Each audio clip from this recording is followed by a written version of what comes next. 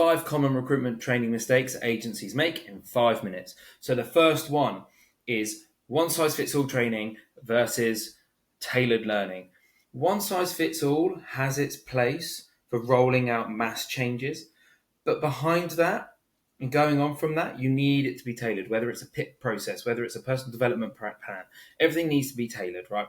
I talk about standardized training a lot, but in that standardized training, we need to have some freedom for tailoring it to people's learning styles. So have a session plan where this is what you're going to be doing on day one, this is who's going to be doing it, and these are the things we're going to cover.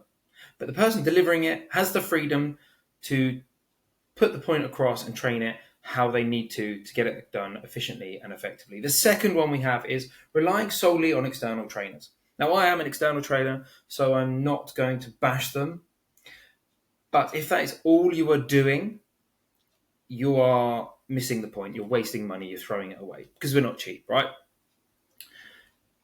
But yes, sometimes they might be the best option because you don't have the skill set or the time to deliver the training. So you go with the external trainer. But how much control do you have over that? Are they teaching the right things that you want or not? And are people actually following up on that training? Because often they'll come in, they'll deliver it, and they'll leave. And it's on you to make sure that people are actually doing it. So don't let all of your L&D run through an external trainer. You need to have some influence over it. What are they training? Is it specific to what you want? And how is it going to be reinforced?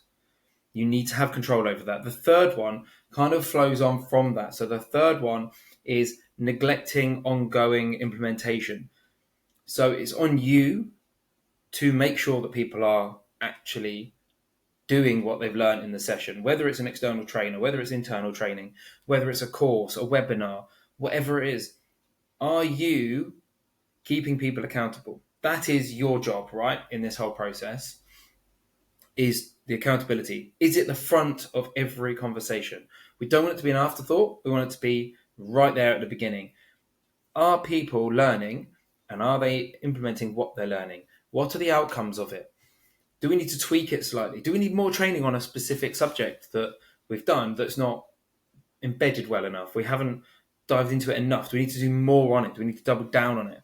Or are we just not implementing it right? So that's on you. That is your thing to do there.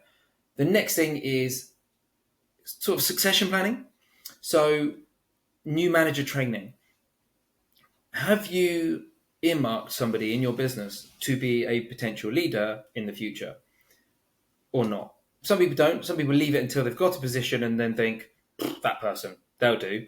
Some people do think ahead and they do succession plan and think, yeah, that person, they could be a future leader.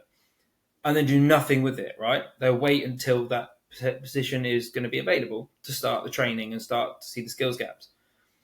As soon as you've earmarked somebody, start working on it, right? And entertain the idea with them, right? Do they want to do it?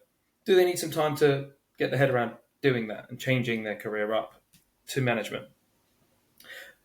If they do, let's do a proper skills assessment. What are they missing? What do you feel they need to learn? What do they feel they need to learn? What does their manager feel that they need to learn if there is another manager in there?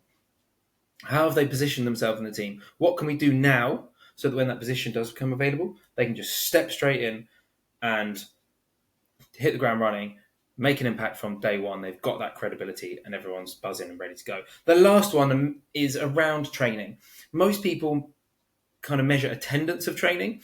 So then they can have it to protect themselves. When somebody's underperforming, they can say, look, you haven't turned up to any of this training that we provided.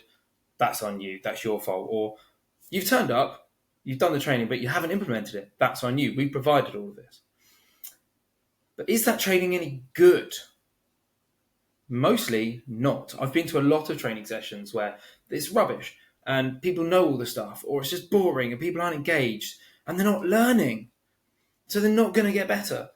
So let's start measuring the outcomes of the training, not the attendance of the training. The people that have gone, have they implemented it? And if they've implemented it, have they got better?